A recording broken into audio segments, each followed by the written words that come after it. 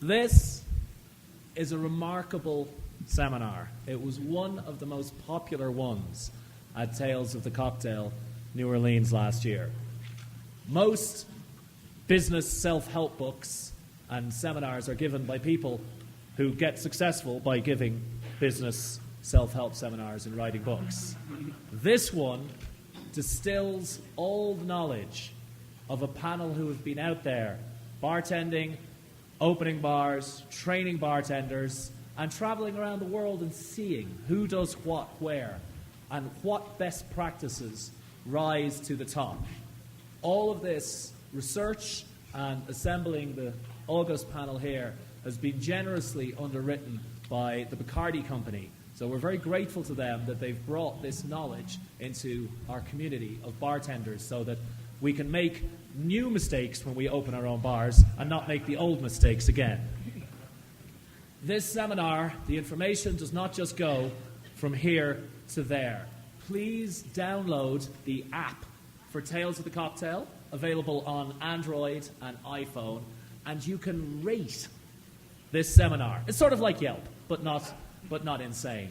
And I encourage you to do that. You are the most important people in this room, and it's what you want that will help us make Tales of the Cocktail a better show next year we come back to Mexico.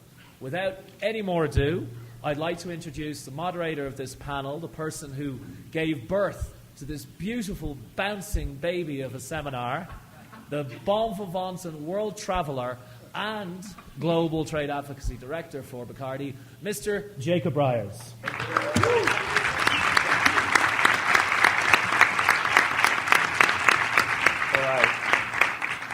Thank you so much, Philip, and thank you to all of you for coming along today. It's a great pleasure to be here as part of the inaugural Tales of the Cocktail, Tales on Tour, in one of the world's most exciting cities, in one of the world's most exciting countries, and in a destination that I'm sure we're going to be hearing a lot more about in terms of in the global bar community over the next few years and the next few decades. So a great pleasure to be here and to have the chance to present to you.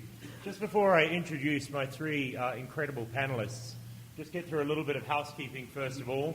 So if you need to connect to the Wi-Fi, H Meeting is probably the best, or pretend to be a regular customer of the Hilton Hotel and log on to H Honors. You can follow any of us on Twitter, such as you should like. Do people still use Twitter? If you still use Twitter, at TOTC for Tales of the Cocktail, the Bar Trainer, Vodka Professor, Benja, and Mixography. A huge thank you to our sponsors, Bacardi and Grey Goose, who are a big part of the drinks we'll be serving today. And then any of these hashtags, really, such as they are. And as Philip said, please remember to rate us and to give your thoughts in the app. All right, so we've, as Philip said, the genesis for this talk came from a lot of the travel that I guess all of us on this panel, but I guess perhaps me more than anyone else, I'm very, very lucky in my job to travel very widely. And wherever I go, I pull up a stool and I sit in front of a bartender or a bar owner, order a drink, and to make the trip useful, as well as the excitement of trying new drinks and drinking in new bars, I always ask people, what were the challenges that you faced when you had to get your bar open?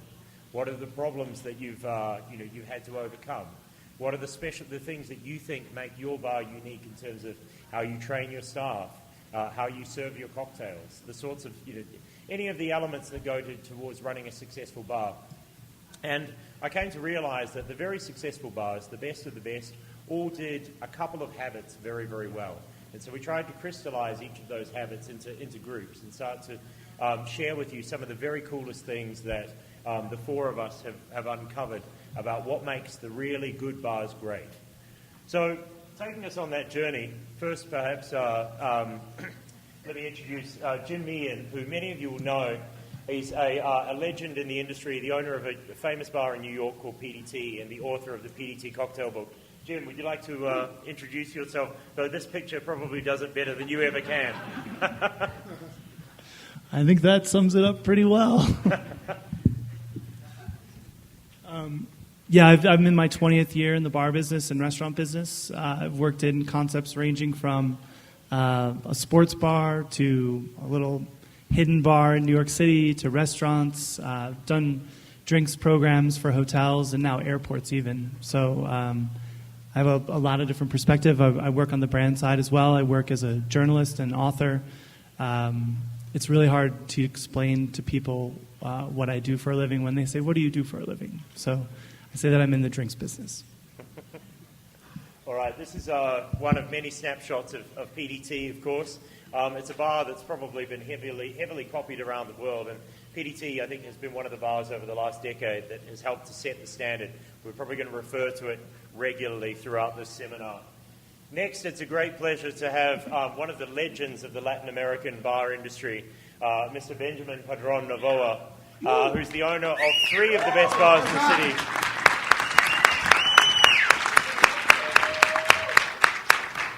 And Limantur, Licoreria Limantur is currently the only bar in Mexico City in the world's 50 best bars list. So congratulations to you. You want to tell us a little bit about yourself? Hi, thanks. It's a pleasure to be with you and for the invitation. And it's glad to see too many faces that we will know very well and to share like every day with them at a cocktail. So for me, I've been in the industry like 10 years ago. I studied marketing. I've been in the marketing industry. My last work was as a brand manager for Bacardi. So after that, I get so involved in the industry. I get passion. I used to work for Calvin Klein. I travel a lot to New York. But the first time I went with Bacardi to New York, the best one. So I fall in love in the industry and the friendship that we make. And that's why we opened Bacardi, Limantur. No? It's like a dream that we can make, something that we have built in the last 6 years. And it's been a great experience. I hope still traveling and having more achieved. Thanks. And apart from your favorite bar is Artesian, and apart from the picture, which pretty much makes it obvious, what is it that you love about Artesian? Why does it set the standard for you? I think it was very hard to choose because we know all the people and always make you feel like home, and it's like, but the experience of Artesian is like the cocktails are great, but the trade with Simon and Alex and all this stuff is like mind-blowing, no? That's what I would say. And the people, that's why you arrive at noon there and they have people, no? It's something like I like because in Mexico it's hard to go at noon and have a drink. They look at nothing with a good face. But there is like very usual. And the place, the luxury that they have is something I feel we can have in Mexico. So it's something that I love to be there, yeah. And then this is an amazing picture. I'm sure many of you, whether you're from Mexico City or not, over the last couple of days, you've made your pilgrimage to this fantastic bar in Roma. And we urge you to join us there this evening as well, to Limantur. It's such a fantastic bar. All right, and then our final panelist is Ian McLaren, who's a great colleague of mine at Bacardi and an industry legend as well. Ian. Hi. So, too close. So, like Jim, I've been working in this industry for about 20 years, and also, like Jim, but in a different way, I've also worked in many, many different areas of this industry.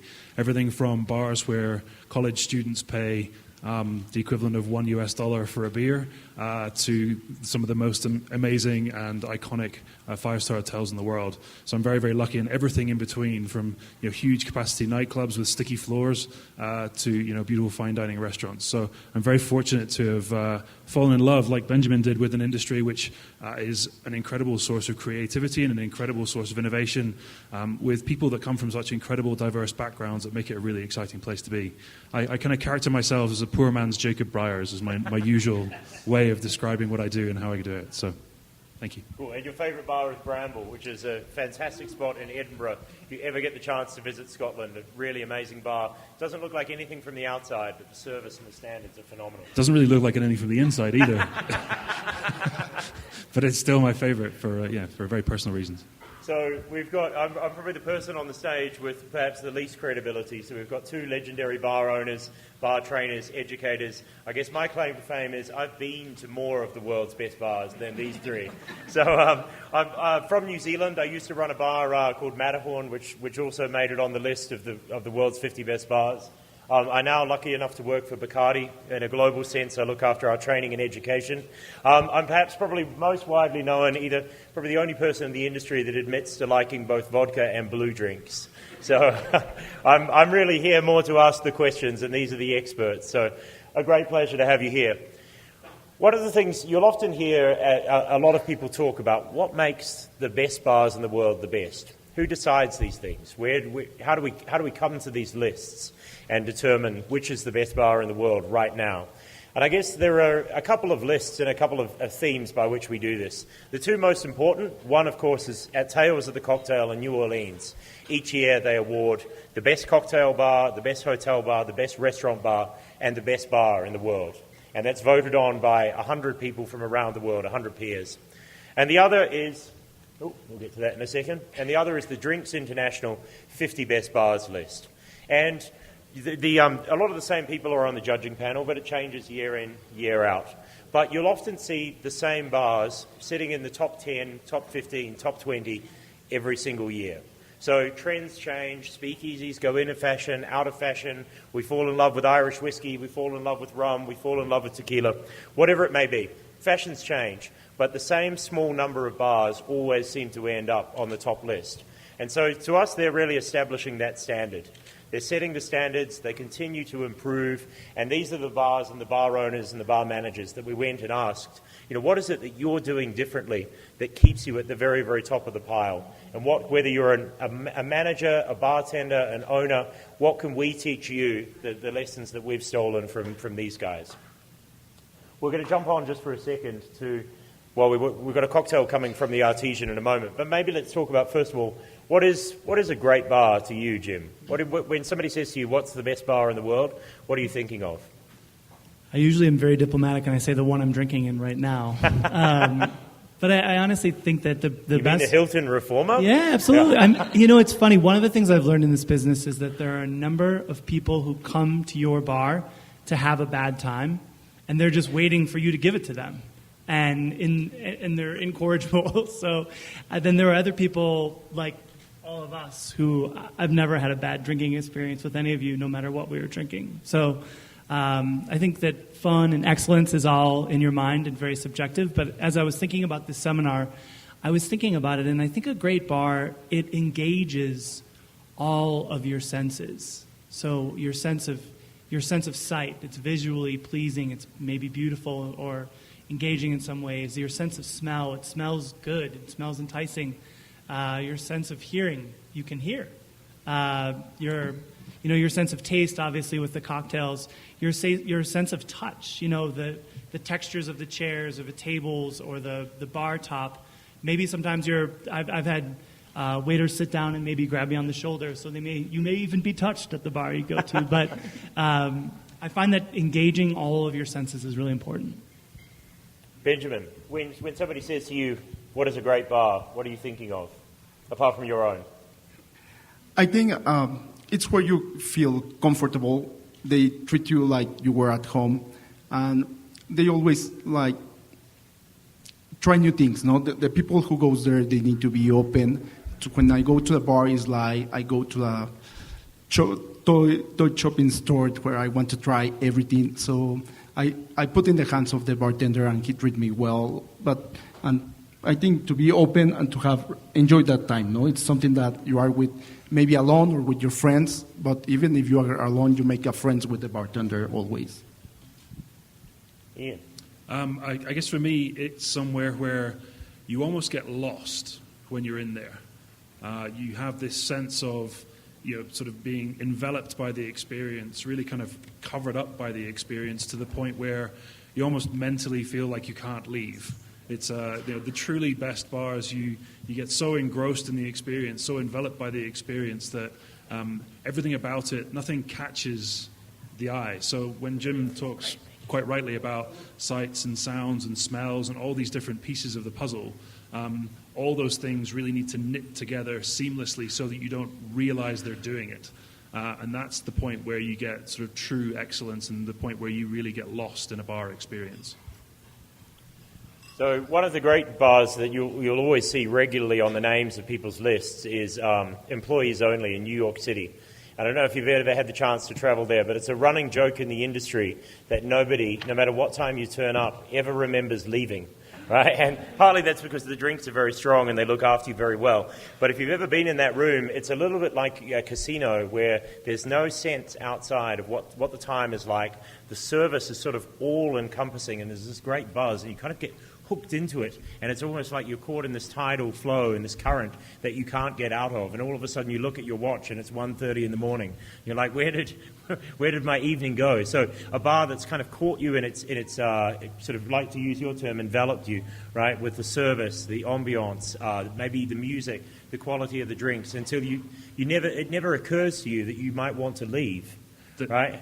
And I think that's very, very powerful. There are countless business self-help books out there now, and some very, very august minds in the psychology world who are producing volumes of work on achieving what's called flow, and that's really what great bars achieve. They achieve this sense of a flow where you almost get caught up in the current. So just coming in front of you, we wanted to do a drink. The Artesian is regularly, over the last couple of years, held up to be, there are a lot of fantastic bars in the world which maintain a great standard, and they're always in the conversation.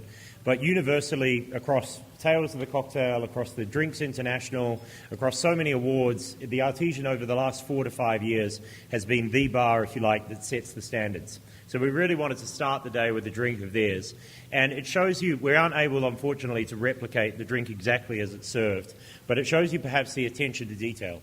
At its roots, it's a vodka martini. Right? This is just a simple vodka martini at a bar where a lot of guests come in and ask for vodka martinis.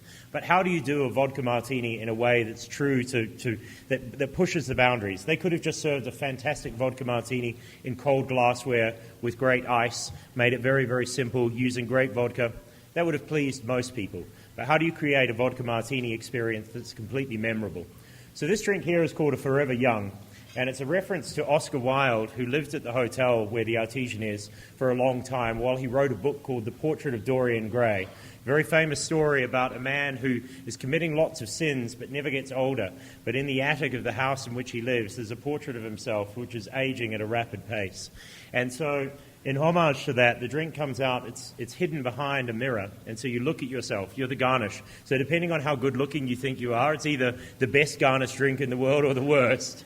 And it's just very, very simple. So at its base is Grey Goose vodka and then vermouth, right? So that's what makes it a martini. And then try and make the drink a little bit richer and exotic. This is a 5-star hotel.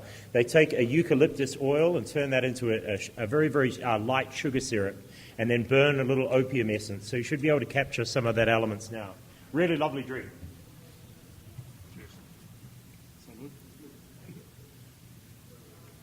On the nose, it's a vodka martini that wishes it was a gin martini, right? So those notes of eucalyptus are kind of a little nod to the long-running argument among bartenders and drinkers about which is the right martini, vodka or gin.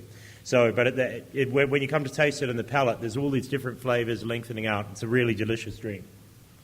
Okay, so the top 50 list we kind of used as our base, but we didn't want to be stuck there. So we talked to a lot more people as well. I guess the way we've arranged these 7 habits is to think about them almost in order.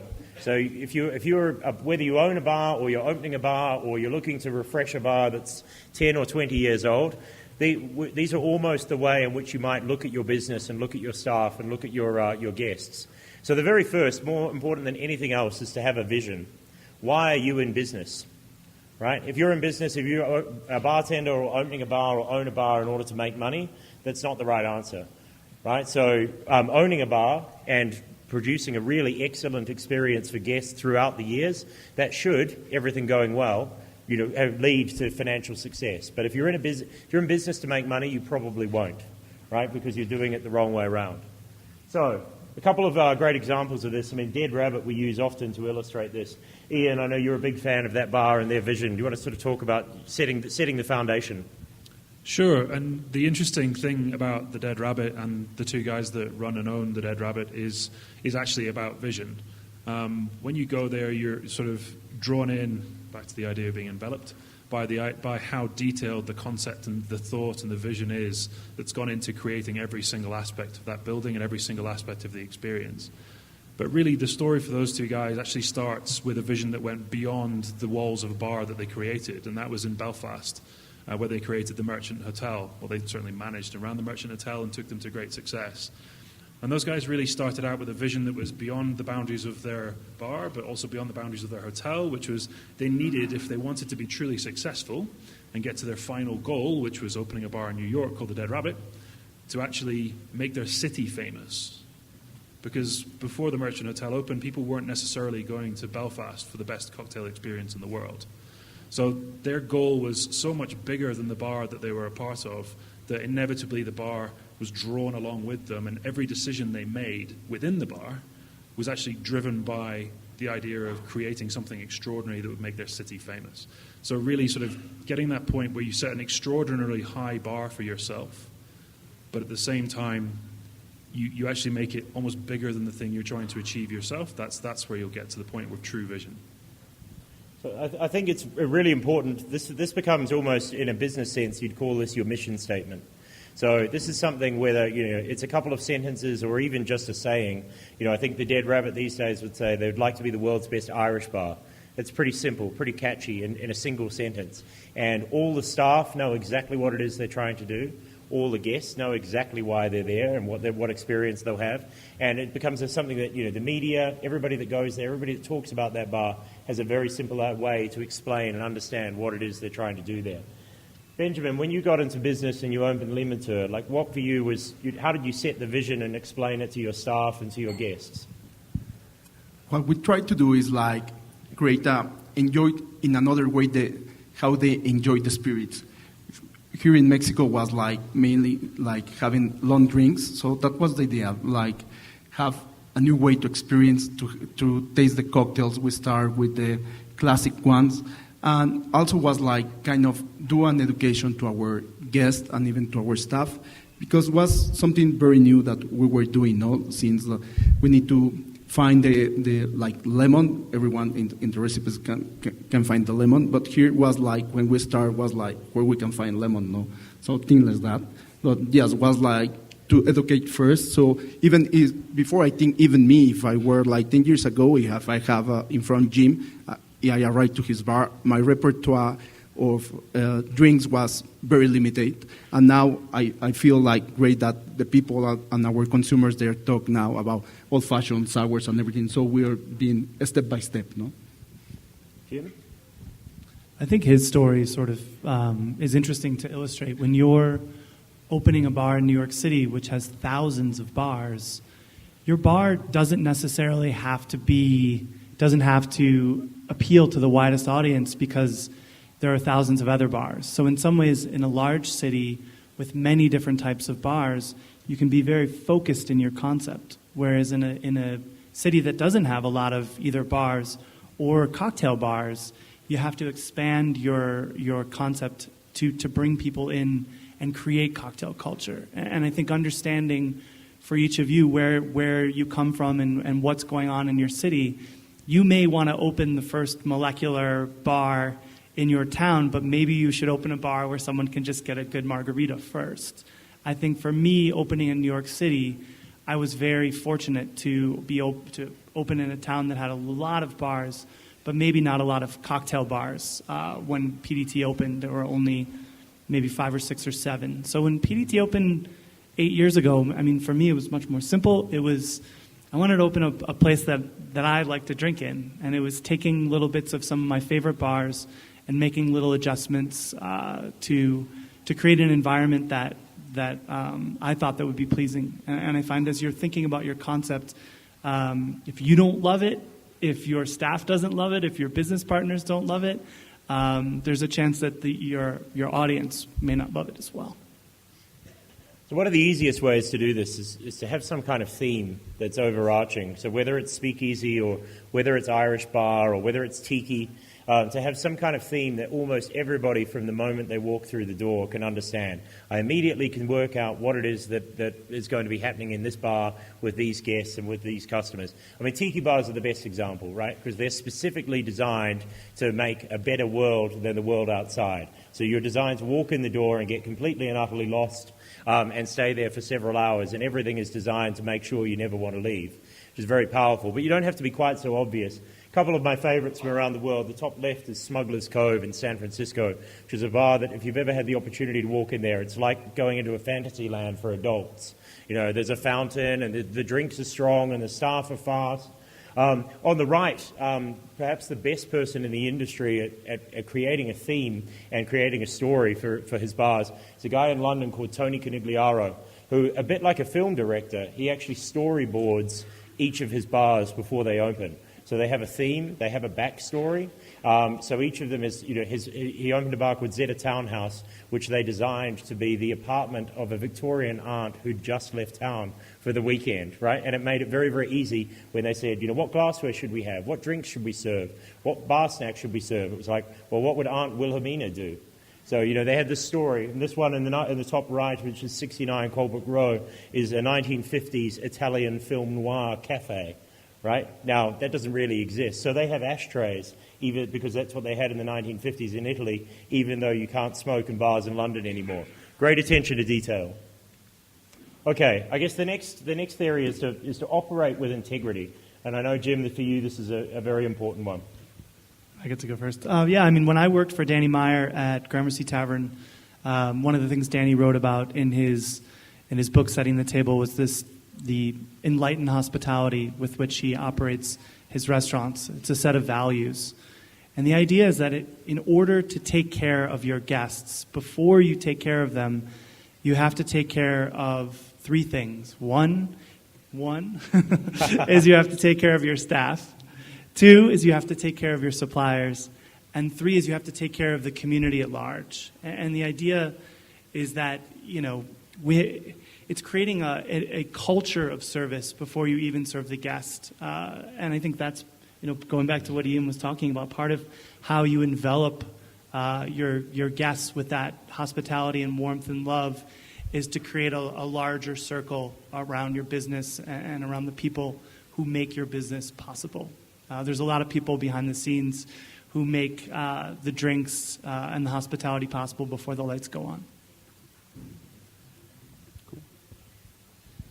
I think I would go back to the point of, that kind of being enveloped point, I suppose. Really, I think if people ever try and open a bar with the idea of doing something to people, it's never going to do particularly well, or it's not going to last particularly long.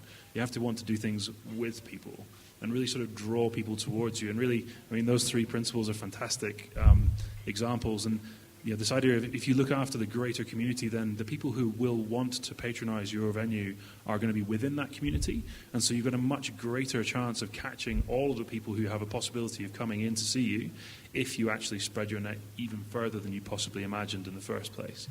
And I guess the other thing to sort of draw off Jim is really the sense that, you know, every single person within that building matters, and the integrity with which you operate needs to flow through everybody that works in the operation. So everybody needs to have the integrity. It's not just the owner, it's not just the manager, it's not just the A team or the B team. The C team and the kitchen porter. Everyone needs to have that integrity and that understanding so that they can help build the business. Maya Angelou once said that people will forget what you said, forget what you did, but they'll never forget how you made them feel. And I think that's the bottom line, is the drinks, you know, eventually kind of fade away, but people remember how you made them feel while you're in their business. I think what we do in the Mantua is like the integrity we open not only the doors, open our heart to our staff. So they know how to treat the people. We give all the empowerment so they can do and feel like they feel that they are the right people to attend our customers. That's part of our integrity. Also, work with our suppliers, staff. Our partnership is something that we work and we invite to our partners to bring more guests. But yeah, and the other thing is like we never serve a cocktail that even though we are not feel sure that even we can drink ourselves, no? It's funny because I used to say that to people when I was doing training: is never serve a drink that you wouldn't drink yourself. I then had to change that into never serve a drink that you wouldn't buy with your own money yourself, because people will drink most things if they really want to. I guess the thing I would add, and it's interesting when Benjamin talks about empowerment, and what I don't mean by not doing things to people, because sometimes you're trying to break the mold. Sometimes you're trying to do something which is different from everything else around it. And that's a wonderful thing to do. And what I'm not suggesting by saying doing things with people rather than to them is that you should compromise on the idea that something new is a good thing. New things are one of the most wonderful things about our industry, and innovation is one of the things that I love most about the business I work in. And so really it's about empowering not only the people that work for you, but your potential guests to enjoy the experience that you're going to have in the venue you work in. I think this idea of the integrity, operating with integrity, is such an important thread that needs to go through all of your operations 168 hours a week. So we live in an age now of social media where your reputation can be built up or in some cases torn down more quickly than was ever possible in the past. So for all the Tales of the Cocktail Awards and the newspaper features on how amazing your bar is, there's still no better recommendation in this industry than word of mouth. How people talk about you, so whether they're consumers, guests that you'd like to attract, the way in which people talk about you is very powerful. But probably even more importantly, we're going to talk about staffing shortly, is the best recruitment tool for getting great staff and not letting them leave is the way that people talk about how you treat your staff and your suppliers. And we'll talk a little bit later about how staff are really such an important asset. Okay, I guess the next important thing is to what I would call have a point of view. Right, so it's once you've got a great vision, a great idea, why am I in business, and you know that you're going to operate in your business in the right way, treating your customers, your suppliers, and your staff in the right way. The next thing is to choose to do things that haven't been done before, or do things in a different way, or just do things better than the competition. And I think this is really essential in terms of putting your head above the parapet in a very, very crowded bar world. So, understand what you are and don't do what you're not, I think would be the easiest way to put that. So, Jim, shall we jump to you, because I know you're scribbling notes furiously. I'm just learning up here. I think for PDT, I remember the first press that we ever got at PDT was a Condé Nast Traveler piece that was a great sort of piece of national or international media. And what it celebrated was our guest bartender. We had recipes that friends from all over the world had shared for us, and we had a few recipes at the end of our menu that sort of were from around the world. And the first piece of press we ever got was not about my staff or the great drinks that they were creating, but was about the famous people who donated recipes for us to serve. And as soon as we got that, I was obviously very happy to see PDT in the press, and I also immediately got rid of our guest bartending menu. I'll say that at that point, I also looked at what PDT was doing and the talents of my staff and the drinks that were sort of becoming customer favorites. And I really circled the wagons and started focusing more and more on what PDT does well and what my staff did well, and paid less attention to what was going on in the rest of the world. I personally think as I travel the world and I see little barrels behind the bar making barreled cocktails a la Jeff Morgenthaler, or when I go into bars in Russia and see a fleet of Russian bartenders shaking like they just got off the red eye from Tokyo, or when I see someone doing the Spanish long pour, the beautiful way they serve stirred cocktails in Barcelona. Part of my soul is excited because I love seeing these beautiful techniques, but I think part of me also thinks this is a traditional Spanish technique, or this is a traditional... Well, it's Cuban, actually. Yeah. Well, I think it actually comes from the tea service in Morocco, which probably precedes what was going on in Cuba. We need to book another seminar. There's always more for Jacob to learn. So I just think that there are these beautiful techniques that come from all over the world that we see on YouTube, or that we see thanks to the amazing training programs, and also thanks to so many guest bartending shifts. But in some ways, when I go to a country, I want to see the traditional techniques that have sort of come up through the culture. So maybe, Benjamin, do you want to talk about, I mean, because you're a real lighthouse for Mexico City in terms of some of the things you're trying to do? At the beginning, what we have was not kind of clear. At the beginning, when we opened, was like even for the customers, because we're like here we used to drink like you go to have lunch and you're still there and you're still having your long drinks, or you go to a nightclub and you have the bottle service. So it was like it's strange to have them like to understand that they were coming to a cocktail bar where you are going to enjoy your drinks.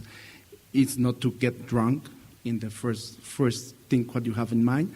So the challenge was how to do and how to approach to the people. So what we do was a crazy thing. Like we have like 12 cocktails of each category. So imagine at the beginning that we have like more than 60. All the guys there were almost killing me. But step by step was still reducing. But I think was the first step to have the customers to try and to don't be afraid to be there, no? Because at the beginning was like change the set of mind of the consumer. So we have been doing that. We have been doing since the beginning the fresh ingredients. We bring more. We have been using liquors that all the bars they have, but in their bar back, but they didn't use too much. So we start using them, and the people start get like surprised about what we can do with that one, no? I think when the bar I used to run, Matterhorn in New Zealand, it was a very small town, about 250,000 people. So we had to be a lot of different things to a lot of different customers in order to get enough customers. So we opened at 8 in the morning and we closed at 5 in the morning. So we had 3 hours to clean. And in the morning we were a cafe and we served breakfast, and then we were lunch, and then we were a beer garden, then we were a restaurant, then we were a cocktail bar, and after midnight we became a club.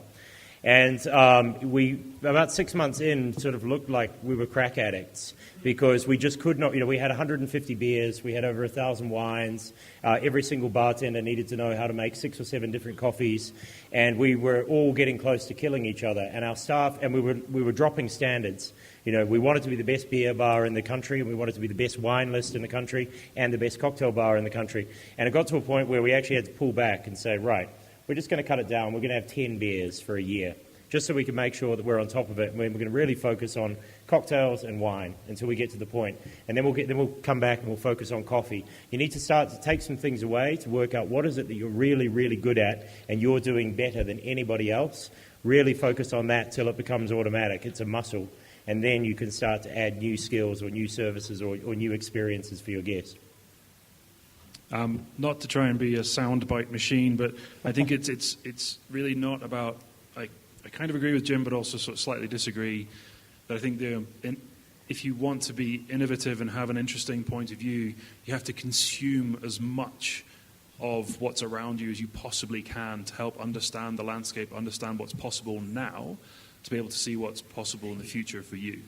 So although I agree that actually just replicating things, being derivative, is not a good thing. So just straight up copying what someone else has done is not a good thing. I think being inspired by it, I think, is something which is admirable and something that can really sort of take the venue that you work into the next level.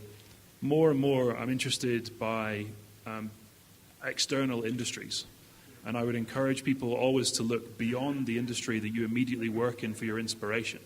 There are wonderful, wonderful things in design, in architecture, in food, in all sorts of other complementary, in music, all sorts of other complementary industries to the bar industry that can actually help inspire your point of view for the bar you want to run, manage, or own, or work in. And I've got a little quote here. It's like, it's not where you take things from, it's where you take them to. It's the next piece for me.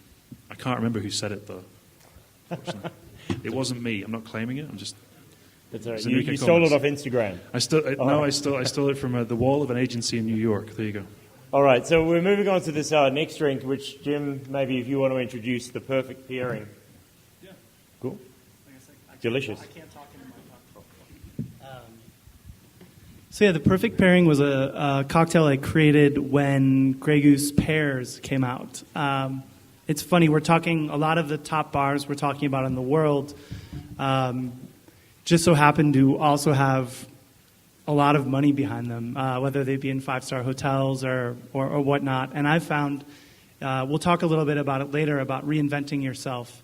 one of the things I've found as a small bar operator in New York is that if you don't have the marketing power to get the word out about yourself, chances are when a major brand like Grey Goose introduces a new flavor that they're really proud of, there's going to be a big marketing budget on the back end to get the word out about that. And what we do always at PDT, and this is based on a relationship with our suppliers, is to make sure when there's a great product that we think that's going to be a great fit for PDT that comes out, that we get to taste it first, and we get to work it into our drinks program. So this is a cocktail with Grey Goose pear with citrus, Benedictine, Saint Germain, and Angostura bitters. It's funny, I think that this was created before Bacardi acquired Saint Germain, so it might have actually probably prompted them to want to own every ingredient in the cocktail. We don't own Angostura bitters yet. Not yet, Yeah. but I do think, and on the note of working with the portfolio, in the same way that you as a bartender in your bar are there to make your guests feel good about coming to your bar, and in the same way that you as a bar owner or manager are there to put your staff on stage to make them feel great about working for you in your bar, you, when you are creating cocktails, are also there to work with the ingredients that allow you to have the platform you have. So this is a perfect example of a cocktail that sort of fits within the DNA of the type of cocktails we serve at PDT, that sort of pays tribute to the platform that a company like Bacardi gives to us to tell our story. Delicious. And it has a very simple and really not that funny double entendre in that I've used pear instead of PAIR. A lot of bad humor goes into naming of my cocktails. I'm not sure if naming puns, how easy they are for our translators, but you're doing an amazing job regardless. Thank you. We actually have a perfect pairing down there. So, all right, jumping on from PDT, because I think from this drink and from Jim, probably the fundamental thing that we always talk about why people go to bars is people go largely to see staff. Right, so you can have elaborate toilets and you can have an amazing selection of cognac, but the main reason, I remember Jonathan Downey, who owned Milk and Honey and the Match Bars, probably the most influential person in the cocktail renaissance in the UK, always said, a bar for me is great bartenders serving great drinks to people who want to drink them. But he put great staff at the front, right, and put so much time and effort into the training of his staff that his places became legendary for that. And I think it's perhaps the most essential thing. You need to do the three things beforehand to really decide what it is you're doing, and then it's your amazing staff and the investment you put into them who are going to enable you to do it. And PDT, I mean, you guys have amazing staff, low turnover, and you look after your staff. You want to tell us a little bit about your staff program? Yeah, I mean, I opened PDT through word of mouth in the industry, and to this day will be May 25th. I've never placed a help wanted ad, and it's something I'm extremely proud of. When I hire people at PDT now, I explain that they're part of a lineage, and they're there essentially inheriting what the staff that came before them did, and that their job is to leave it better than they found it. As when I hire people, I tell them that when you join this team, I'm expecting you're going to give me a year and no less, and that you'll, after a year, hopefully things are going well, and you'll give me up to 2 years. I always tell my people when I'm hiring them, after 2 years, you can kind of do whatever you want. So one of the ways that I've kept my staff is really 2 years in, a lot of my staff start picking up shifts at other bars. They start perhaps getting in position to take a management role somewhere else. And one of the things I found, I still have 2 members of my staff who opened it 8 years ago. But I find that my job is to give someone everything that I can and to push them to the edge of their ability. And I think one of the greatest things you can do as a manager, as an owner, is to understand that when you've given someone everything you can and they've achieved it, that it's time to let them go. So in some ways what I've found is that finding a home for a really talented person on my staff that I can't, that they continue to grow in. Many of my staff have come to work for this gentleman, Leo Robichek over there, and found a home at Nomad. It's really important. It's like if you love someone, you got to let it go sometimes. So that's what we've done, and I feel like it's worked. A lot of my new hires come from previous hires, people who worked for me years ago who said, I really have a good one. Do you need anybody right now? And I think that, maintaining your relationships over the lifetime of the bar is so important. If people have a bad experience working for you, that'll get out there. Benjamin? Our program is maybe like wish splash, not on my tempo. No, joking. No, what I think, first I want to thanks to my staff. That's why I'm here, sharing with you these words and share this table. But no, what we have been doing is we think it's the education, and we don't only think in our staff. We think in the rest of the guys of the other bars. So what we have been doing is we have a plan like always bring the best bartenders that they have in the world. So they give like master class. They have the opportunity also to give an experience to our customers. And we can say we put that money from the partner to bring guys from London and from the States.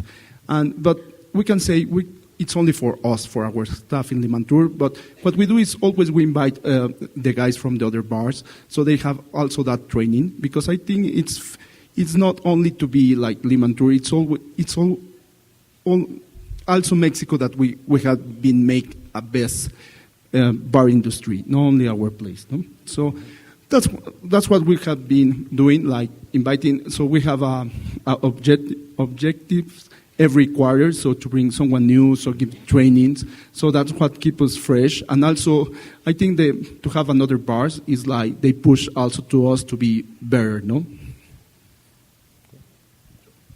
I think for me, one of the most important things about having great staff is really about how invested they feel in the business that they work in.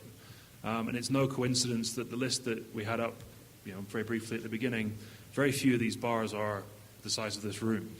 Right? Quite a few of them are very, very small, and they have a very flat management structure. So people actually feel very connected to the business. They feel very connected to the decisions that are made about the business.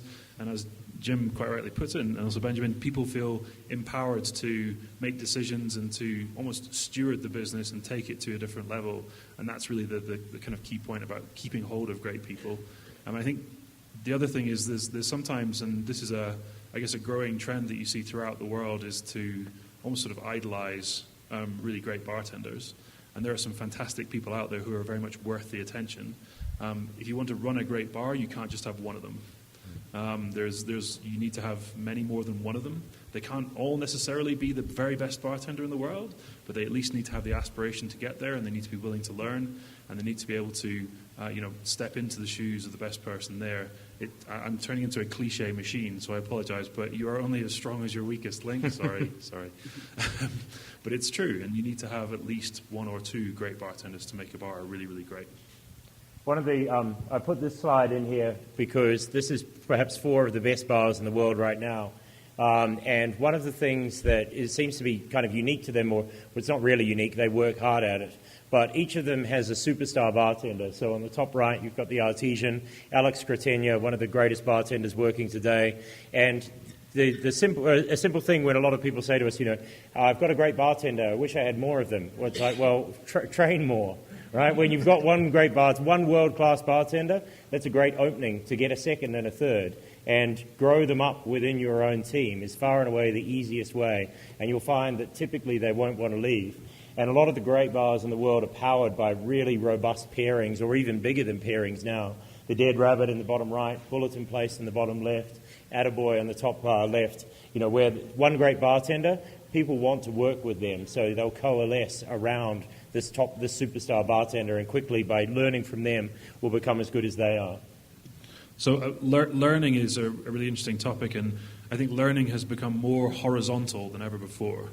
And I'm not talking about having had too much to drink. It's more, it used to be very much a mentorship, top-down structure, where you learned from the person that was your mentor, and it sort of flowed down almost like a family tree. And although I still think that's true, there's much more horizontal learning, so learning from people who are your peers. And not just, again, I'm working well on cliches here, but you're less likely to learn from the bartender next door than you ever were before. You're more likely to learn from people around the world than ever before. And really that sort of horizontal nature is actually driving innovation and driving people's inspiration. And so understanding that and being able to recreate that within the bar environment is very important. So you not feel you're teaching people constantly, but they're free to grow and develop within the structure that you create.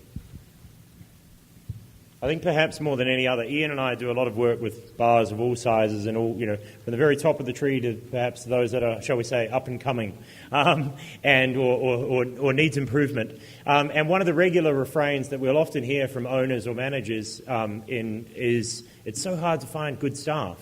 And the guys that are at the very, very top, the sorts of bars we're talking about, we never hear that complaint from their owners or managers, because they get to a certain level where they're investing in their staff, training their staff, and have become a lighthouse as a place to work, that staff come to them instead of the other way around. So if you're struggling to find good staff, it's probably a reflection on the culture and the training that you're creating. And if you're not struggling to find good staff, then the reverse is true, right? You've become an amazing lighthouse. I was at the American bar at the Savoy last week, where I met a bartender who had been on a waiting list to work at the Savoy for a year. That's not in training. He'd been waitlisted for a year. He was so desperate to work at the Savoy that a year ago he turned up, put his name down on a list, said, I will do whatever, I will wait as long as you need until an opening comes, and then worked at various other jobs around London. And he was just in his first week, and he was so, obviously the Savoy is probably the most famous bar on earth, but he, somebody who was prepared to wait a year for an opening to come up, I mean, that's the sort of staff recruitment that you can't buy. Absolutely incredible. And it comes from their investment in their staff and investment in their team. Cool. Another great one is sort of secondary to great staff is have great owners or managers, right? People that are really, really invested in their staff and creating a supportive environment for the bartenders and invest in the training and invest in the group. Cool. Should we flick through, or you got anything to add? Jim? Yeah, I mean, I think it's going to lend to our something we're moving towards, but I think also talking about the Savoy, besides being one of the most famous bars in the world, I think one of the reasons it is because it's one of the greatest stages to bartending. And I think when we talk about running a bar, we're talking about a stage. And when we talk about hiring, we're talking, Jeff Barry and I were speaking yesterday. He worked in the movie business for a long time, and he said he thinks of it not as hiring, he thinks about it as casting. And I think that for me, the best thing that I ever did at PDT was I went home. The spotlight was on me for a very long time. And when I went home, I certainly got grief from a lot of colleagues in the industry, but it allowed people who work for me to gain that spotlight and gain that awareness. And I think part of what I've done now is I've actually moved 3,000 miles away so that the one under the main spotlight has no question as to what's going on. So I think that it's a strange situation as far as how to run a bar, but in many ways, sometimes the best thing to do is to just get out of the way of your staff. Jeff said yesterday, it's all about casting great people, like what directors would say, and kind of getting out of the way, letting them perform. I think the very best owners are the ones who are very secure in their position. They're very they understand that it's not all about them. And they're willing to give it up, as Jim says. And something that people say a lot in business at the moment is, hire people that scare you with how good they are. Hire people who, kind of almost intimidate you with their intelligence and their creativity and their ability, and then let them get on with it. There's really nothing wrong with that. I think also is I try to challenge the guys, or invite them, they need to. It's nice to see many of you guys here, having the training. Is when you hear from you guys, from the experiences, something that we learn. That's what I try to do with my guys, try to challenge them. Let's go to hotels in New Orleans, or let's try to do to London and everything. Even if I try to explain it with them with works, they are but in 1 minute, if they are in the venue or in the bar, they get it. No, it's always we finish the shift. When they finish the shift, I was at the beginning after that, you need to clean your workstation every day. I was maybe a pain from them. But one day we were in night yard, and when they saw those guys, after they finished their shift, start cleaning what I was telling to them was I didn't need to say something else. No, it's something when you live and you are part of this industry, is something you get more involved, no? Another great tip I learned in terms of how to invest in staff and keep them with you. 28 Hong Kong Street, which is an amazing bar in Singapore, which is a place where it's really, really hard to find good staff because it's not particularly in the culture. Like to work in a bar in Singapore in an Asian culture is kind of having given up on your education and your hopes for a real career.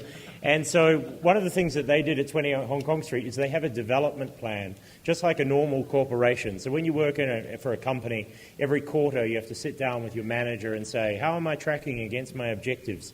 And it's usually the worst thing in the world because, everyone makes it up. But to be able to see for yourself like a 3-year plan with objectives in training and things that you want to be able to achieve in your time in that bar, and every 3 months. One of the things that can happen in the bar world is you work in a great bar and 2 years later you wake up and you're like, what happened to the last 2 years? Because every year has been the same and you've had a great time and you've been an amazing bartender, but what new skills have you created? What new investment in yourself and in your team and your colleagues have you done? So by having something as simple as a development plan, and it doesn't need to be anything fancy, the guys are actually able to see, hey, we've put so-and-so through this course, and this person's done this training, and this person's now risen up to assistant manager, and everybody gets a sense that they're invested in the business and they're progressing in their careers, and that's the most powerful motivation there is. And quite often it doesn't necessarily have to be learning in a classroom environment that goes into these things. Quite often, really, it's a set of objectives, as Jacob quite rightly puts it, and I'm looking forward to my next quarterly review, which actually, when you discuss them with somebody, allows you to draw out the real life experiences you've had that have contributed to achieving that objective. So very rarely are the most meaningful lessons learned in classrooms like this. Not that you shouldn't come to these, obviously. But most of the time it's about introspection and really considering what you've actually achieved and then applying it to the objectives that you set yourself to make sure you're on the right path. Cool. Okay, I guess the next element is it's not just enough to serve drinks, right? The world now, we are in the golden age. People love to talk about the golden age of Jerry Thomas and Harry Johnson and how great the drinks probably were in the 1890s. Perhaps if you lived in San Francisco or New York, that might have been true. But never has it been more likely anywhere in the world, in any neighborhood, in any city, to be able to get a great cocktail than it is right now. So just serving good drinks is almost a given now. We know that half the bars in the world now are serving great drinks with great brands, great ice, great glassware. So how do you make your drinks more memorable? And this, I guess, hits home with the next point, which is what you need to do is offer an experience rather than just a drink. Who'd like to pick this one up first? I think in our case was like we have like an idea, like I told you, when we start we have like we were more by the book, but then when we have like our first guest bartending for celebrate our first anniversary was Luca Cinali from Night Yard. So and they changed our mind and they opened our eyes to another things that we were like, I will not say limited, but we were like very focused in what we were doing, and we were maybe like this, looking like this, and then we open and we expand our vision, what we can do. So it was like I think was a good choice to start and to do different things and do the experience to our customers and to ourselves. We worked like 3 days hard once to do all the preparation for that, but it was great, amazing time. Yeah. I mean, I'm channeling my inner Dusan Zarich. But I think that one of the things that's important about this is to understand that every one of your guests is coming to your bar to have a different experience. Someone's coming for a business meeting, someone's coming for a date, someone's entertaining their parents, someone's lonely and had a bad day and just wants company, someone wants to try the new rare rye whiskey you have that only you have. And I think no matter what the overall concept of your business is, what you want to make sure people have, God bless you if you're stuck with a phone booth door, but you want to make sure that you're tailoring the experience you're offering for the guests, because at the end of the day, it's important not only for them to experience what you want them to have happen, but for them to understand that you're there for them as well, and that you're there to comfort them and provide hospitality in that sense. And that's a very important point, and I feel like I've agreed with Jim far too much to this to be interesting. But getting to the point where you understand and you appreciate that every single person that looks at the work you do has a different perspective on what you've produced, and being comfortable with that and being confident enough. Really, the best experiences are very confident experiences. They're very experiences which are embracing of the people that come in, but certainly very instructive.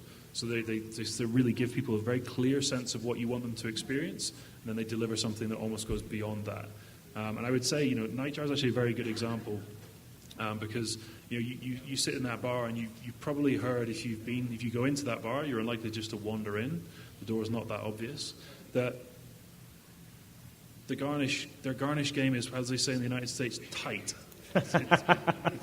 It's tight. And they do some incredible things with the peel of citrus and with miniature clothes pegs that you would never have thought was possible. Okay, and they have extraordinary skill that goes into that. And as a result, you sort of get engulfed by this experience, and you have the experience is actually fairly simple because the bar itself it's a lovely, beautifully decorated bar, but the experience is all in the actual delivery of the drink, as opposed to some sort of Disney-esque, choreographed experience that you might have. So experience can be super detailed as well as being all-encompassing. It can also start at the very start, right? So we're drinking a beautiful drink here from Limantur, and which is in an unlikely spot, right? So that strip of shops and bars is like a loud burger joint. There's a taqueria, which I didn't know lights could be that bright, right? And then you're kind of walking along that street. I got sunburn. What's that? I got sunburn outside there. And then suddenly you see this kind of long, thin kind of doorway, and it just sort of whips you in off the street. And the staff are young and they're friendly and they're engaged. And sort of the second that almost before the menu even gets, they've got a glass of water, which is quite unusual in most bars in Latin America to have that put in front of you. All of a sudden, it immediately tells you you're in a very different place, right? You're going to get a very different experience here from anything else on this strip. And I think it sets things up beautifully, and it's probably why you've managed to forge such a great reputation for this bar. Just before we maybe talk, you want to explain the Morena cocktail while we're talking about Limantur? Yes, what we did in this cocktail is we have, like, if you go for a taco, you can have Jamaica water, so the hibiscus water. Then the lime water is also that you have at home, like every day. And the guava, it's something that we cherish. I remind me when I was a kid, so I still have like lemon water or hibiscus water. So, and the first thing that we have here in Mexico, the guys, is Bacardi. So we make like a reinterpretation of that element. So we have those ingredients like the hibiscus, the lime, and the guava and Bacardi in this cocktail. It's a beautiful drink, really rich, deep flavor. It's almost got kind of a bitters note with that cardamom and the allspice. Really lovely balance between the sweet and sour. It's delicious. All right, so we'll jump back slightly to talk about sort of one of the things that you'll hear a lot about at the moment is the idea of vintage spirits or unique cocktails, barrel-aged cocktails. And one of the things that people are trying to do with that is to really, it's got nothing to do with selling you a much more expensive drink from the 1950s or 60s. It's about offering you something that you simply cannot get anywhere else, because you know that this bottle of Benedictine or this bottle of Chartreuse is only available at this bar, so therefore it makes the experience unique rather than transactional. And I think you're seeing a lot of bars starting to pay attention to what can we offer you that we make sure that you cannot get anywhere else. So we're very lucky in the building that I work in Miami that we have the Bacardi Archive. And in there we have an extraordinary collection of very, very old cocktail books dating back to the beginning of cocktail books. And to be honest, when you walk in, it's slightly uninspiring. It's a dusty shelf. Well, it's not dusty. It's very well kept, but it's a shelf. It's made of metal. It looks like it came from IKEA. No offense. It's great. There's nothing wrong with it, but it's just rows and rows of books. And people who work in our building, who maybe work in finance or in HR or in another function who don't maybe have as much of a connection, they walk past them and they don't see what perhaps people in this room would see. And so when you get to things like vintage spirits, as Jacob points out, having a collection of something is interesting, but really that collection only comes to life with the passion that comes from in the people who are then representing what that means to them. So, when you talk to somebody about this book collection, you say, take one of these off the shelf and hold it in your hand and imagine the cocktail party that was inspired by this book in the 1930s. Or imagine, the notations that are made by the person that owned this book first and why they made those. And it sort of transports people into a different place. And vintage spirits are very much the same. Tasting vintage spirits can be a very enriching experience, but really it only comes with a sense of perspective. And that perspective has to come from the people, as we said before, that kind of give the experience some sort of reality for the people who are there and really kind of bring it home to them what it actually means. I think PDT is another great example where it's not just about the spirits you have, because I think that's almost secondary there. But if you've ever been to PDT, you get this amazing kind of 5-star, almost restaurant service of the cocktails with 1-star food. Right, so you get these kind of cheap hot dogs, which come. Sorry, the hot dogs are delicious, but there's a veggie dog. It's this kind of flipping around between the two elements, and this element of surprise where you're getting these amazing high-end cocktails, and then hot dogs are not in New York City seen in any way as gourmet, and so it's this tension between the two. And I'm sure Jim's probably sick of being known as the bar inside the hot dog stand. But what that does is it creates an experience that absolutely nobody else can replicate. And it makes people want to go back for that amazing tension between the two. A lot of fun, and it's word of mouth again. Yeah, I mean, I think going back to what you're saying, identity is somewhat, some balance between what you think of yourself and what other people think of you. And in the early days, coming from fine dining and then opening a famous hot dog stand-driven cocktail program, I think you have some moments where you're like, what have I done? What am I doing? I remember watching the Cisco order come for the first time, and it wasn't like 1 or 2 or 3 hand trucks. It was 4 or 5. But that being said, I think that at a certain point you have to come to terms with that, and you have to embrace it. You have to see what people love about what you do, and you have to, if you don't love that just as much as they do, they're not going to fall in love with it. And I think that's really important from a concept standpoint, is that the thing that distinguishes great bars and bartenders from adequate bars and bartenders is they really enjoy watching people have a good time at their bar. They're there, they're voyeuristic about it. And I think for me, from an identity standpoint, I came to terms with this a long time ago, and I'm always thrilled in the shadow of Jack and Sean and Simone and Alex when people still mention our little Cocktology hot dog stand. At least you have the hot dogs. When we opened, we didn't. We were so focused on the cocktails that we opened and we didn't have food. So after 2 or 3 months, we realized oops, we need food. So that's what we start. But also, it's what I feel very good is the experience to have the guys, and I see, like you say, first I think the customers see they have a great time, but what I feel with our staff is that they enjoy their time doing their, I will say their work, their passion. That's what they are looking more to offer, to teach to the other in the good way, to share what they have, the experience to their customers. So that's what they make the difference for us, not they treat well to the guys, but more they feel like we have our staff a great knowledge of what we're doing. So, and we explain the reasons why of everything. So that's good. That's make first our staff, and then they pass to our customers, and they do well. No, and something for me that been very important is I've been working in 15 years in the marketing area, and I was behind a desk. I never have good job. And after we open Limantour, we are being more every time is great open. So they to have that experience every day with the customers or with the people, not only with the customers, is very rewarding. I've got one just example of how experience can actually be shaped by your operation instead of by your best intentions.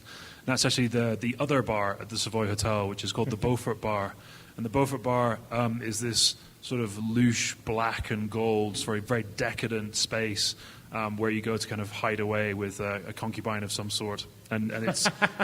Obviously, I don't, but it's an amazing space. And when they first started out, they wanted it to be a champagne bar because the American bar was going to be the cocktail bar, and the Beaufort bar was going to be the champagne bar. But what they did was they actually stored their champagne in glass-fronted fridges with the punt end of the bottles facing out the way, and they put the bar on a stage, what used to be the stage at the Savoy Hotel, where all these famous, Duke Ellington and famous jazz musicians used to play. They lit it beautifully, and then they put these very glamorous bartenders shaking sparkly shakers on the stage, and then wondered why cocktails were the best seller. So sometimes your experience is actually shaped by the way that you design your bar, and so being open to change. And since then, what they've done is sort of transform it very, very quickly into another iconic cocktail bar in the same property as the most iconic cocktail bar, which does something very different from the American bar, provides a very different experience, and is doing great things and making great waves of their own in the cocktail industry. So sometimes your operation will shape your experience as opposed to the other way around. I think one thing which is also important is to maintain quality and do whatever you can to keep improving the quality and to never let those standards slip. So the Beaufort Bar is probably another great example, and there are many in the industry who turned out to be more popular than they ever planned when the bar was designed.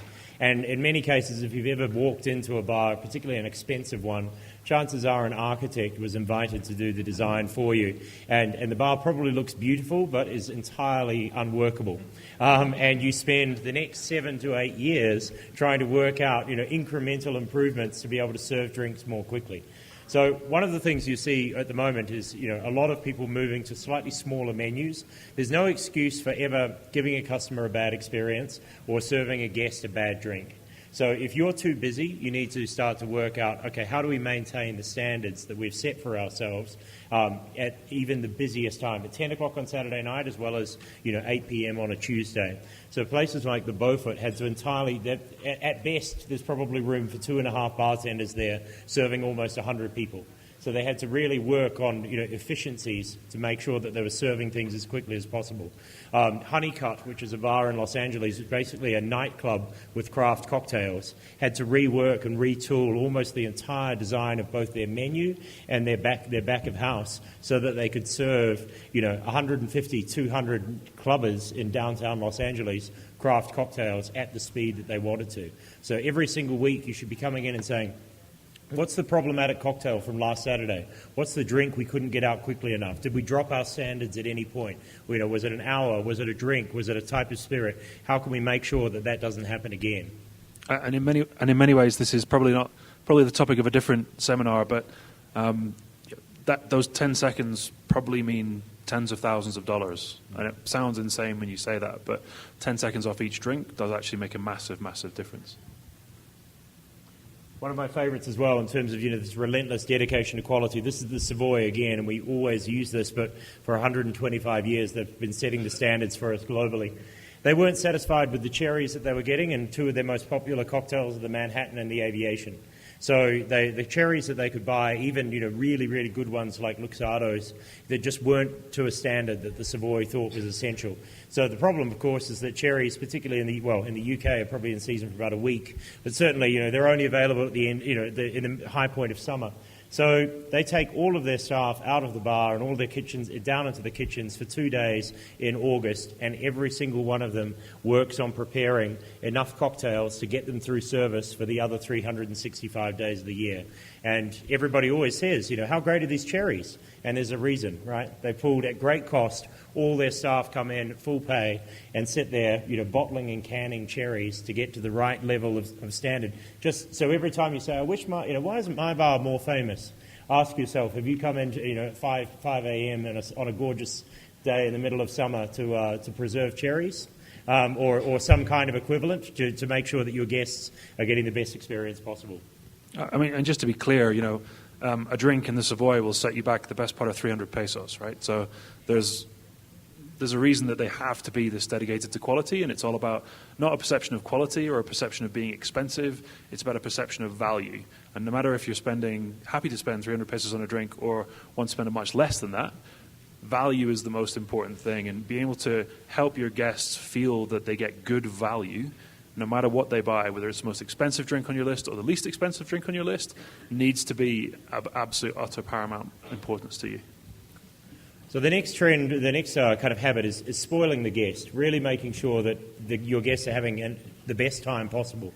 And this is one very small example. 28 Hong Kong Street, they have a little wax sealer and a little envelope. And if you come in and you had a couple of drinks and you know that the staff see that you really, really loved one drink in particular, they'll go away and they'll write that recipe down, put it on a little envelope, wax seal up the 28, and when your bill comes, they say, I see this was the drink you enjoyed the most, so here's the recipe, we'd like you to have this, and we look forward to seeing you again. Now, you don't have to steal that idea, but just what are the little simple things that you're doing that cost you absolutely nothing that let your guests know that you're looking after them and would like to see them back? And in fairness, 28 Hong Kong Street is a wonderful bar, but they stole it from the Savoy. Not the Savoy, from the Connaught Hotel, in London, and evolved it and made it their own. So the Connaught give you a little menu card, but they don't put a wax seal in it, they don't write it themselves. So there's a number of bits of evolution that have come through it. How do you guys as operators make sure that you're looking after your guests, and I guess in particular your regulars? What are the sorts of things that you do to make sure they're having a good time? I think that Chris and I were talking earlier. Chris founded Handsome Coffee in LA, and it was a unique coffee concept in that they didn't offer any sweeteners in their bar and they in their coffee shop, and no flavors, and it was a very sort of puritanical approach to coffee, which I'm sure a number of customers were maybe put off when they couldn't get their frappuccino, their mint double chocolate frappuccino in his coffee shop. But one of the things we were just talking about over lunch is the semantics, what you said to the customer when they said, oh, can you throw in a couple of Splenda? The servers were trained, we're going to say no a number of times before we're able to say yes. So make sure you're making sure that every single customer who comes through the door leaves with something, feels special for coming by. I think that perception and reality and semantics are very important.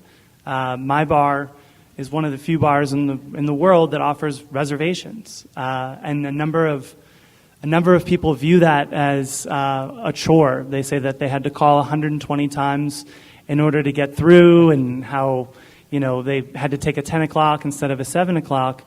And one of the things that I think about is that they could have made that reservations in their boxers while they were watching General Hospital smoking a joint, whereas on 420. Whereas the vast majority of other bars that are popular, you'll come to the door, and they'll say, oh, it's a 3-hour wait. So you have 3 hours to entertain yourself in the neighborhood in the hopes that you get into that bar. So in some senses, you're offering a guest an amenity, say an 8 o'clock reservation for their group of 6 on Saturday night at PDT, and in another sense, you're hindering them, you're killing their joy. So I think as you think about what you're offering your guests, the semantics of it, the delivery of it, the perception, going back to what you were just talking about, Ian, is very important. There has to be perceived value, and the way in which you deliver hospitality, the way in which you make your customers feel special, they have to know that you're doing this to make them feel special, as opposed to creating hurdles to make their life more difficult. What I say is, like, in our case, we have one of our regular customers that is Rafael. What we do is we try to be like with him like an extension of their home. Not that he was a regular of one place, and during this weekend, I tried to introduce with the other guys from the other bars. So he arrived and he feel and introduced with every one of the staff. So he feel like great coming. It's part of them. Maybe this is one special case, but for the rest, what we do is we try to do a master class, get more involved with them, to our regulars, so they also to come in during the days that they are not so busy, because so we have the time to explain them, to introduce with the equipment, with the liquors, with the spirits, the story about the cocktails. So it's something like we do like education also to them, and also they start challenging to us and get more involved. That's what they give you. It's like I feel like the food industry in Mexico, our chefs are growing very well. So I think we need to do the same with our bartenders. We need to be at the same pair of our chef, and we're doing very well in Mexico with the food. So I hope we do the same in the bar industry and with the margaritas. One of the simplest and cheapest and easiest ways to build a bigger pool of regulars is have some kind of club or night that's particularly special for your guests. This is a bar in San Francisco called Tommy's. And it's a very famous bar, at least in America. It's where gringos go to learn about tequila. And very simply, I mean, San Francisco is a very small city, and it's a 25-minute drive out of the city, which in San Francisco is basically from going downtown to the coast. And they had no problem ever filling Friday and Saturday nights. It's San Francisco. People love coming for margaritas. But Sunday, Monday, Wednesday, it was a long trek, a long way out of town. So how to fill that? So Julio Bermejo, who's the guy on the right, started a little thing called the Tequila Demigods, right? And it's basically a tasting map, a card that shows that you've tasted this tequila, then this tequila, then this tequila. And it started, he said it started very slowly initially, and then suddenly people became hooked in. And so instead of saying to themselves, oh, it's Sunday, we've got to drive 25 minutes to go to Tommy's, it was like, if we go out, I can fill in 3 more punches on my card, all right? And then, they get you behind the bar and they give you a certificate. So you're now a tequila master or a tequila demigod or a tequila PhD. Everybody gets their picture taken. Very, very simple. Costs absolutely nothing. In fact, it drives business to the bar. And, so looking after your guests doesn't have to be expensive. There are very small, simple ways that you can do it that in many ways are more memorable than the fancy stuff. Okay, we've just got a couple of minutes left. I think probably the last thing to reiterate is the need for constant reinvention. Never be satisfied with what you've done before. If you don't reinvent yourself, then somebody will take those guests away from you very, very quickly. And I think the biggest thing you want to do is make reinvention part of your original DNA. We've all seen bars that are kind of going downhill, and then they reconcept themselves, and they opened up as a gin bar, as a tiki bar, and that doesn't work, and then they reopen themselves as a 19th century, punch house or something like that. So I think that, if you open up with the, and sort of, as you're talking about your concept, you talk about how you're going to reinvent yourself, next menu, or how you're, I think the Dead Rabbit has done a great job with that, with their menus, having different themes and kind of just going on to the next thing. You create a thirst with your guests for the next thing that you're going to do. And when you do something completely different, they don't think you're schizophrenic. They think that this is what they're doing. They're about to go into their next menu or their next concept or their next theme. I think these kind of seminars, they also open to the reinvention, to learn something new, to travel, to talk with the other guys, to the peers that you have. That's what they give you the opportunity to start, challenge yourself to do new things. I think some of the best innovation in our industry is almost imperceptible. You almost can't tell it's happening. So bars evolve over time. Someone fairly recently said to me that some of the best bars are timeless, and people wanting to see something as being timeless is very important. But actually, the bars which truly are timeless transform themselves on a fairly regular basis, but in such small increments that you don't necessarily notice. If you don't do this, you become a time capsule, which means that you're basically closed off to the world, and people will come back to you periodically, but chances are you'll probably be closed. Innovation happens all the time, and it happens faster than ever before.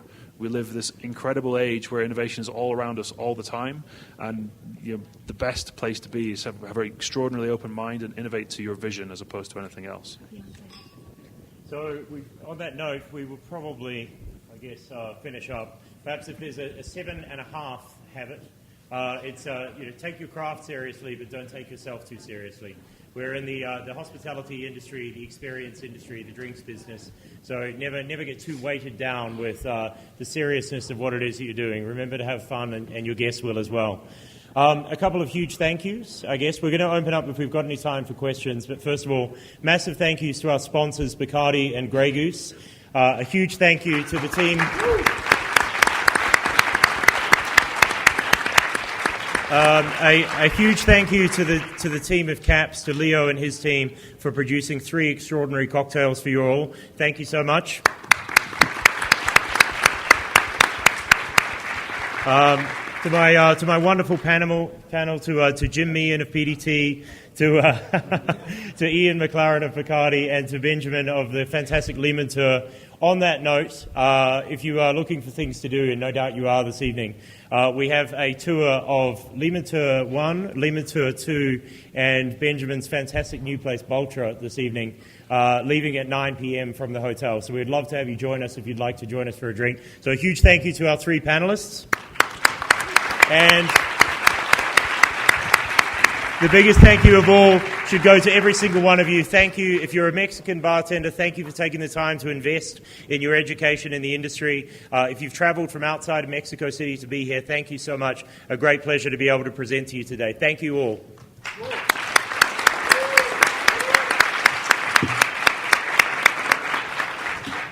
Are there any questions? Yes.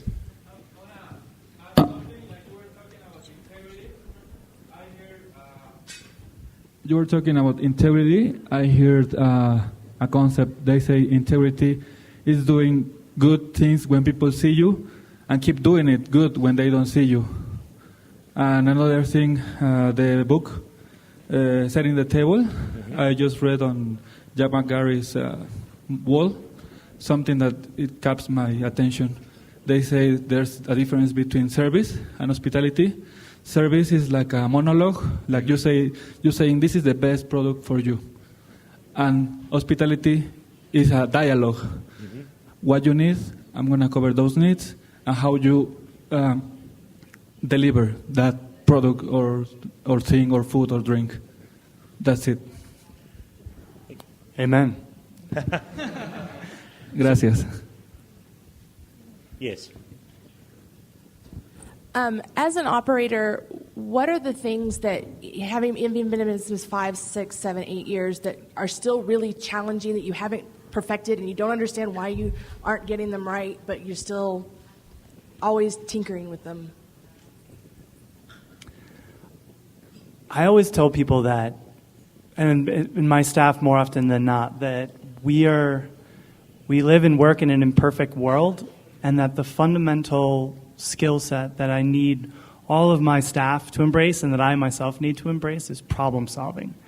I am a problem solver, and I am training people to be problem solvers. So I think that there are always problems, or I would call them challenges, because problem seems like something that happens to you, and challenge seems like something that you're going to meet head on. I think that it's almost like that game where you like punch the thing and then something else comes up. So there's always a challenge to face in the business. And I think at the end of the day, your willingness and eagerness to meet those challenges head on and to think around them really sort of determines your success and ultimately determines whether you're happy doing your job. You know, and going back to what Jacob was saying, like, this is the wrong business to do if you're in it to make money, and it's also it's just too hard to do this job at the highest level unless you love doing it. So I think in that sense, we have all sorts of problems, and as soon as I fix one, another turns up, but I think that that's just the business. And I think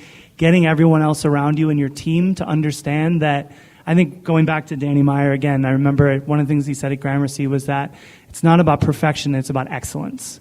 And the difference is in perfection, you can't make mistakes. And as soon as you've made a mistake, you've lost. Whereas with excellence, you can make mistakes. And everyone who knows who's worked hospitality before, that a mistake is an excellent opportunity to deliver a hospitality experience that exceeds the hospitality you were offering on a perfect level. So that being said, embracing the chaos is how you just keep going. I think one of the things about this industry, why it's so much fun, is that when you work in a bar or a restaurant, every single day is broadly the same, but every day is different, right? So each day poses its own set of challenges and its own problems, but broadly you're kind of moving in the right direction. And I think whack-a-mole, is that the game you were referring to? Right, so you kind of, you once upon a time you get to a point where you try, okay, we think we've solved that problem, and another one is going to come, but there's a great feeling of progression. Like constant improvement, right, is what makes this industry enjoyable. You never run out of problems to solve, of course, because customers are often drunk. But it's how you improve, the service that you offer, which is the most important thing. I think the day you don't have any problem, you need to be worried. It's because you don't have enough people. Yeah. Cool. Any more questions? All right, guys, thank you so much. Thank you to Tales of the Cocktail for having us, and thank you very, very much. Thank you. Thank you, Jacob, Ian, Jim, Benjamin. Excellent seminar. So thank you. I'm sure people have questions for you after. And also just a couple reminders, but La Europeia and Bittered Sling are set up until 6 p.m. today, so you can purchase some of these spirits from our sponsors. And we have a little afternoon break for you now, and one more seminar of the day. So thank you very much. Fantastic.